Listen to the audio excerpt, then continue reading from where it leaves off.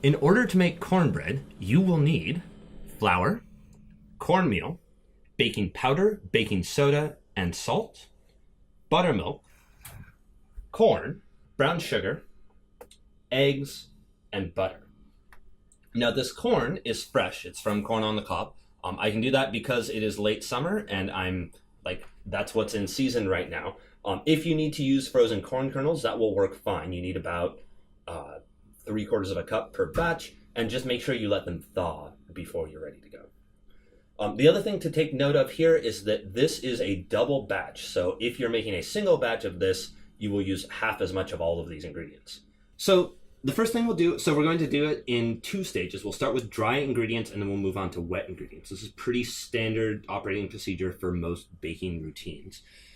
And one of the things that's true of baking that is not true of cooking, that is not true of basically anything we've done so far, is that all of a sudden the chemistry of what's going on becomes really important. So you've got to be super precise in your measurements, especially around flour and your leavening agents. So that's baking powder and baking soda. So the baking powder and the baking soda, I've already measured. Those are sitting in that little thing over there. But the flour, I'm going to show you how I measure it. I always do it by weight. So by weight, you're always going to get the same amount, and that means you're going to get consistent results every time. Consistent results are the key to iterating on a recipe, right? If you're like, oh, this is like not quite chewy enough, or it's a little hard, or whatever changes you need to make to it, you need to be able to get consistent results first, and then you can modify your recipe and change it to something else.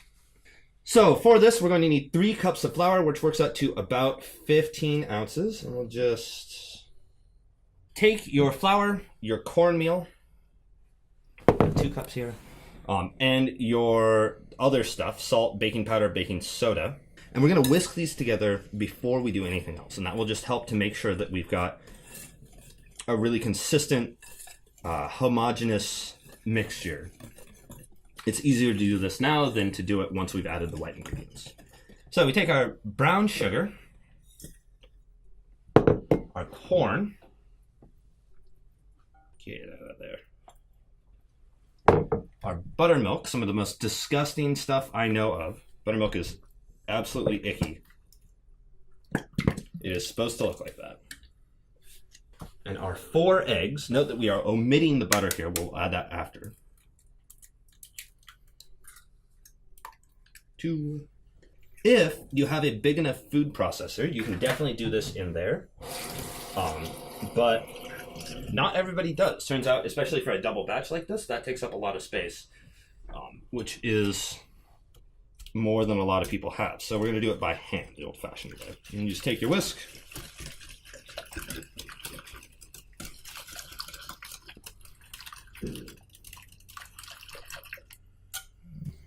We take our dry ingredients and our wet ingredients, and we fold one into the other. Now what I mean when I say fold is we just sort of drop that in there. And just real gently, using a rubber spatula, just mix it up. And we're gonna just barely get this mixed, right? You want to make sure that you don't overmix it. You want to just make sure that all of those dry ingredients are just moistened. If you overmix it, that's going to begin to activate the gluten in the flour, which will make your cornbread like stringy and chewy and not good. You want it to be nice and light and fluffy. So we're going to be real careful here. Just get it wet.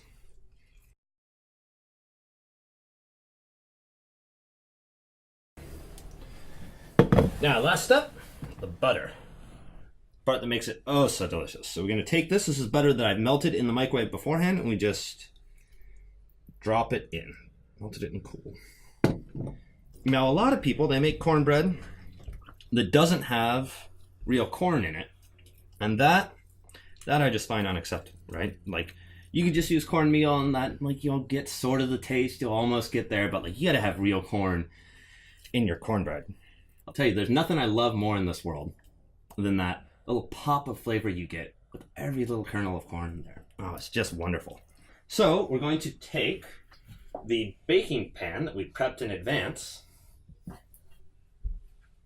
and just plop this into here.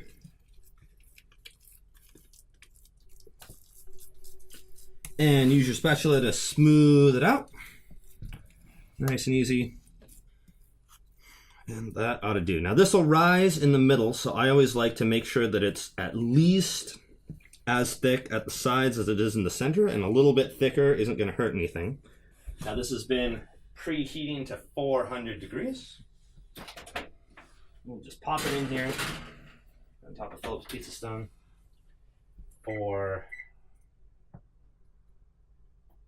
30 minutes. Now once your 30 minutes are up, you will use the standard like toothpick cake test.